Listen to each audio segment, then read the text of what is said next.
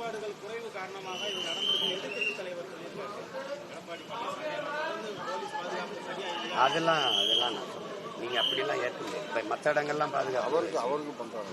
இன்னைக்கு அதுல ஒரு தம்பி நான் கூட ரொம்ப அவரை கட்டி பிடிச்சி வாழ்த்துனேன்.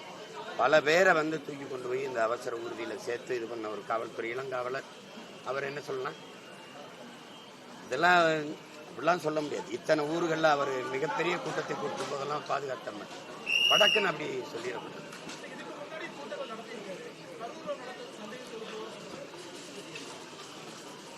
அது சந்தேகம் இருக்குன்னா அந்த சந்தேகத்தை இப்பதான் விசாரிக்கிறாங்கல்ல, தெரிய வந்துடும். நம்ம போய் எல்லாத்துக்கும் கருத்து சொல்லணும்னு சொல்லிட்டு இருக்கக்கூடாது. எதுல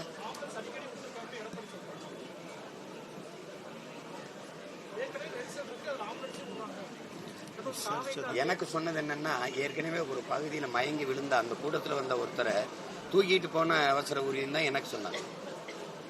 அப்ப அது நம்ம இப்ப எங்க கூட்டங்கள்ல எல்லாம் அவசர ஊர்தி வரும், கோபம் தான் வரும்.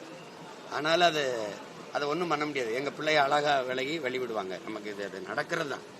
ஆனாலும் அது எல்லாமே சும்மா விடுறாங்கன்னு சொல்ல முடியாது. ஒருவேளை உயிருக்கு ஆபத்தான நிலையில காயம்பட்டவர்கள் இருந்திருந்தா நம்ம ஒன்றும் பண்ண முடியாது.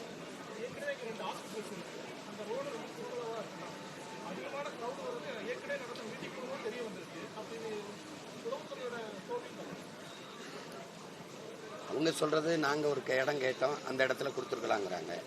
அது இப்ப பார்க்கும்போது கொடுத்துருக்கலாம்னு நமக்கு தோணுது. அவங்க என்ன கணக்குல இந்த இடத்த தேர்வு பண்ணாங்கன்னு தெரியல. அது கேட்டா எதிர்கட்சி தலைவர் ஐயா இங்கதான் கூட்டம் போட்டாங்க, அந்த இடத்தையும் நீங்க பயன்படுத்திக்கிங்கன்னு சொல்றது. இப்ப இந்த மாதிரி இதெல்லாம் இப்போ தம்பிக்கு இப்ப புதுசு. எனக்கு 15 வருஷமா இந்த அனுபவத்துல நான் ரொம்ப பக்குவப்பட்டு அதான் நடக்கும்.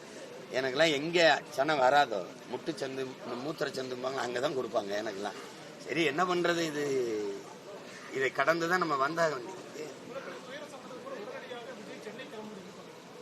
இப்ப யாருக்குமே அந்த சூழல்ல என்ன பண்ணோம்னா என்ன செய்யறதுன்னு தெரியாதுல, அந்த பதட்டத்துல ஒரு முடிவு எடுக்கிறதா.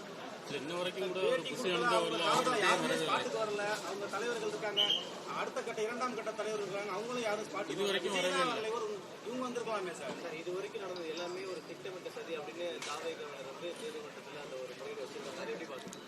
இல்ல திட்டமிட்ட சதின்னா அதை நம்ம சான்றுகளோட நிரூபிக்கணும். நம்ம பேசும்போது அந்த வலியில வேதனையில ஒரு வார்த்தையை நம்ம சொல்லுவோம். இப்ப அவங்க தரப்புல பார்த்தா அவங்க சொல்றது சரின்னு படும், அரசு தரப்புல வேற ஒரு காரணம் சொல்லுவாங்க.